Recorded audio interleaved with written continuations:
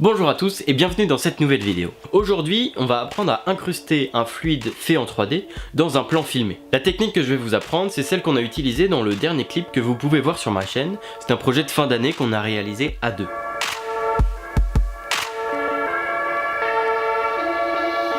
La première étape, et ça peut paraître un peu con de dire ça, ça va être de filmer vos plans. Pour moi, c'est une des étapes les plus importantes parce que c'est la qualité de vos plans de base qui va faire qu'à la fin, le résultat sera plus ou moins professionnel. C'est toujours dommage de voir des super trucs faits en 3D mais incrustés dans des plans pas terribles filmés avec une caméra pas ouf. Je trouve que ça donne souvent un résultat un peu cheap alors que la 3D peut être très bien faite. On a loué un Sony Alpha 7S II qu'on a monté sur un stabilisateur, le Zhiyun Crane 2. Comme ça, on avait des super plans et qui étaient stabilisés. Pour les plans aériens, j'ai filmé avec le Mavic Air qui, de par sa technologie, a déjà une stabilisation, donc ça c'est super. Ça nous a beaucoup aidé pour l'étape d'après qui est le tracking 3D. Pour faire du tracking 3D, il nous faut un logiciel de 3D. Nous, on a utilisé le logiciel C4D. La première étape du tracking 3D, c'est un tracking 2D. Le tracking 2D, c'est quoi? Eh bien, c'est reconnaître les positions sur l'axe X et sur l'axe Y d'un point dans un espace. Ce qu'on va faire avec le logiciel, c'est traquer énormément de points, ça se fait plus ou moins automatiquement, et grâce à tous ces points, on va faire ce qu'on appelle un nuage de points, et ce nuage va être interprété par le logiciel pour reconstituer un espace en 3D. Et cet espace en 3D, il va être super parce que ça va nous reconnaître aussi une caméra en 3D et surtout ses mouvements. Et quand on a ça, et ben c'est super parce que lorsqu'on ajoute un objet, je sais pas, un cube dans notre scène en 3D, et bien il va suivre exactement le même mouvement à travers le regard de cette caméra que le plan qu'on avait filmé. Donc on va avoir l'impression qu'il est incrusté dans l'environnement. Donc tout ça, c'est pour le tracking. Ensuite, il va falloir faire notre fluide. Pour faire le fluide, on a utilisé le plugin RealFlow. RealFlow, c'est un simulateur de fluide qui fonctionne avec un émetteur. Un émetteur, c'est une base qui va émettre tout un tas de particules. Cet émetteur, on va pouvoir le régler. On va pouvoir donner une vitesse aux particules qui sortent, un nombre de particules, une turbulence, etc. Il y a plein de paramètres à régler pour cet émetteur. L'étape suivante, ça a été de faire une spline. Une spline, c'est quoi? Eh bien, c'est un trait dans un espace en 3D. On va pouvoir lui donner la forme qu'on veut, les courbes qu'on veut,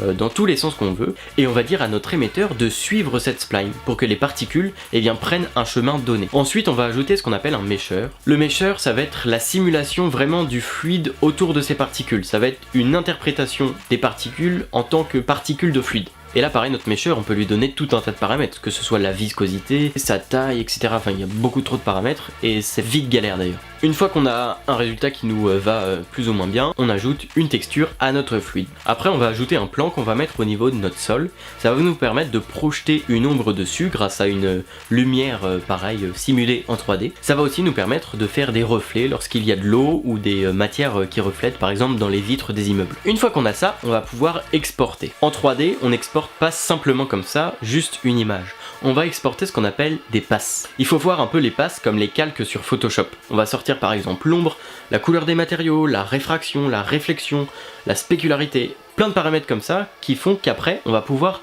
tout recomposer. Et pour faire tout ça, on va ouvrir maintenant After Effects. Dans After Effects, on va faire ce qu'on appelle le compositing. Le compositing, c'est donc recréer notre image à partir de toutes ces couches. Mais si on empile tout comme ça, eh bien les couches entre elles, c'est pas de l'alpha, c'est soit du blanc, soit du noir derrière. Il va falloir jouer avec les modes d'incrustation After Effects pour que tout s'empile parfaitement. Globalement, toutes les couches qui vont être sur fond blanc, comme l'occlusion ambiante ou l'ombre, vont s'ajouter en mode produit. Au contraire, tout ce qui est sur fond noir va plutôt s'ajouter en mode addition. Et là, c'est super cool parce qu'on va pouvoir jouer avec chacune des couches. On va pouvoir rajouter des courbes, on va pouvoir jouer avec l'opacité, par exemple l'ombre si elle est trop forte, et bien hop, on met un peu moins d'opacité. L'une des passes qu'on va sortir aussi du logiciel de 3D, c'est la passe de cache. Le cache d'objet va nous permettre d'isoler l'objet du reste. Par exemple pour ce plan, j'ai fait un cache pour chacun des fluides. Ça m'a permis d'isoler les deux fluides. Tous les changements que je faisais sur l'un des fluides ne se faisaient pas sur l'autre, ce qui aurait été une vraie galère si j'avais tout en même temps. Ce cache, il a été aussi super important pour donner un effet de déformation derrière le fluide. Et bien ça, on peut reprendre le calque de base, lui appliquer le cache et faire cet effet de déformation uniquement là où se trouve le fluide. Comme ça, on a notre effet déformé, on rajoute le fluide qui est un peu transparent forcément pour que ça se voit derrière par-dessus, on ajoute le fond et le tour est joué. Le cache va aussi nous permettre de faire ce qu'on appelle une Z-pass. La Z-pass, ça va être recréer de la profondeur. Pour ça, on va utiliser ce qu'on appelle une carte de flou. Une carte de flou, c'est tout simplement une image en noir et blanc, comme le cache, mais avec beaucoup plus de détails dans les noirs et dans les blancs. Tout ce qui est noir, donc plus foncé, va être loin et tout ce qui est blanc va être plus près. Cette carte de flou, on peut la recréer à l'aide du cache de l'objet. On applique un dégradé sur un solide et on interprète un peu le fond comme on pense qu'il est. Toute la partie noire est plus loin, toute la partie un peu plus grise est de plus en plus près. Ensuite, notre fluide, eh bien, il est un petit peu plus en hauteur, donc il doit être un peu plus blanc parce qu'il est plus près de l'objectif. Donc on fait un dégradé, comme bon nous semble aussi, sur ce fluide. Et pour ça, encore une fois, j'ai utilisé la passe de cache qui m'a permis d'isoler les parties que je voulais pour mettre des dégradés là où je voulais. On va précomposer notre fluide, et sur cette précomposition, on va ajouter l'effet flou de l'objectif. Dans ce flou de l'objectif, on va devoir aller chercher une carte de flou, la carte qu'on a créée juste avant, et ensuite il va pouvoir l'interpréter. Ça va recréer une profondeur de champ qu'on va pouvoir totalement contrôler et dire si un endroit est plus ou moins flou ou pas, et ça on va aussi pouvoir l'animer.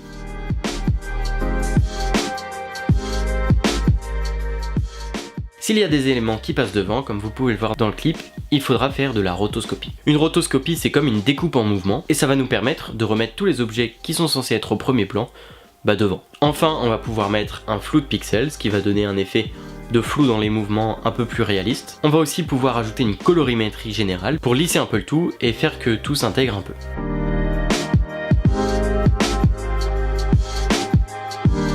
Voilà pour cette technique, j'estime pas du tout être une référence en termes de 3D, mais si le peu que j'ai appris cette année peut vous apporter aussi, c'est super, ou du moins peut-être que ça vous a diverti, et dans ce cas là c'est aussi très bien. Vous pouvez vous abonner à ma chaîne ou regarder mes autres vidéos, je vous dis à très bientôt,